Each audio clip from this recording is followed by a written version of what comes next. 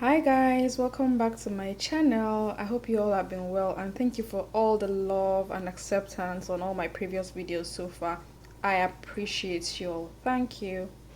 This video is dedicated to all those who have requested for my roast potato recipe. I finally got you.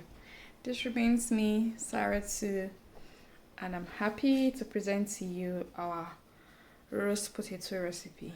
Stay tuned to enjoy the entire process.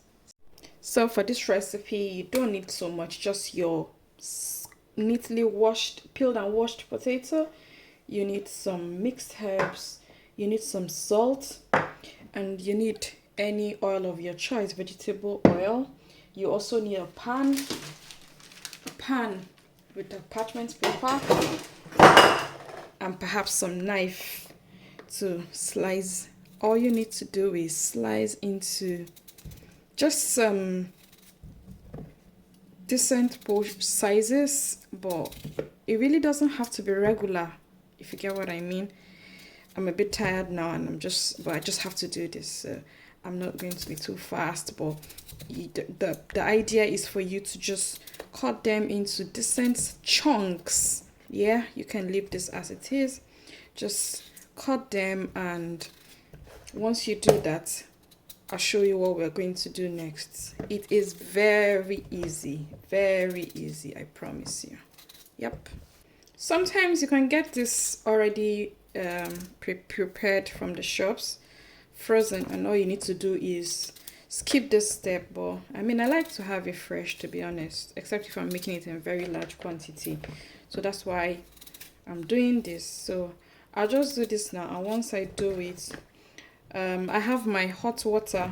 We're going to use some hot water to parboil. So we're good now. Everything is ready, as you can see. So let's go to the next step. Remember, just decent chunks, you know, nothing too fancy, just decent chunks. If it's too big, you won't enjoy it, but let it just be decent and just, yeah, no special shape. You're not making wedges or anything. The next step is to pour your cut potato into your pot and give it a quick boil. Technically, you're parboiling, right? I'm adding hot water because that will help it work faster. So quickly do that and add a little salt to it and cover it up to cook. Oh, sorry. Cover it up to parboil. You're parboiling, yeah. So we're parboiling here for about 10 minutes, or between 7 to 10 minutes. You just need it to just heat up. I'm gonna add a little more water here. Remember, we're only parboiling, so as you can see, it has given a quality boil. So we're taking it off now and draining it, and then we'll grill. Yeah, so I've drained the water out, and this is how it looks. So we'll quickly go and dress it up now and roast it. This next step is traditionally done on the pan, but I like to mix everything in the bowl and just whisk it together, just so that all the components and condiments can mix and go in. Yeah, so we'll just do that now and just roast. So we'll add our salt.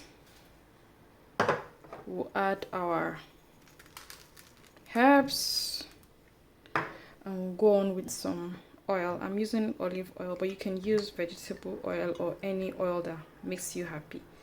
Most times you have to be generous with the oil, but cautiously generous, if that makes sense. And then we go give it a good whip. I'm sure you have an idea of what to expect by now. Some fragrance and gorgeousness, right? Imagine this being activated with some heat. Oh my goodness. So yeah, for the purpose of the ancestors, let's give it some heat, just because the ancestors will not be happy to hear that we didn't do that. But please, if your ancestors don't like heat, they don't like pepper, avoid it, okay? avoid this step. This last step is not for people whose ancestors do not like pepper. Next step is to pour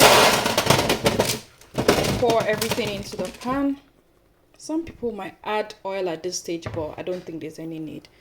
And then put it back and put it in the oven to roast under 150 degrees. Yeah. Just in case, your setup should be either on high heat or fan. So I usually use the fan, and then I put it on. The time should be like 20 minutes, or whenever it turns brown. There's no specificity to that, but whenever it turns brown. But for the degrees, I mean 150 to 180 is just decent, but sometimes I go 200 just so that it gives me that browning I need. But make sure you always check it while you're at it. All right, so just checking. It's about some 7 minutes now. Don't do this at home. Anyways, we still have some more crispiness to achieve, but yeah, I'll throw it back and then cook some more. So let's check how far we've come. And yeah, we have it. It's looking just like it. So we're almost there, but from this stage everything is ready. So let's see. You have, yeah, you see now, we're almost there. We're not really there yet. You still need to give it some 5 to 10 minutes just so that you can get something close to this. That's what we need. Yeah, so we go back and cook some more. The golden crispy amazingness is finally here. So this is what we're aiming at. A little less brown than this, but yeah, this is just perfect. And yeah, we'll finally have our roasted potato, perfectly roasted. You can see for yourself. This is just gorgeous. Gorgeous is the word.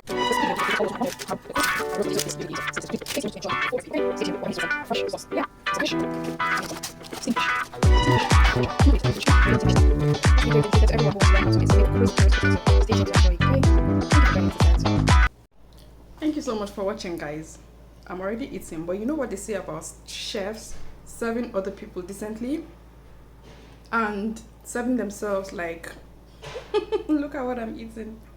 Delicious, I like it. But then just to prove to you that it's true, we serve people well with all dignity, and we serve ourselves like, I mean, we're still special anyways. But yeah, thank you so much for watching. If you've enjoyed this video, please press the subscribe button, share this video, and as well try and make sure that you say a comment and let me know when you try it. Let me know the outcome. Okay, thank you very much. Bye.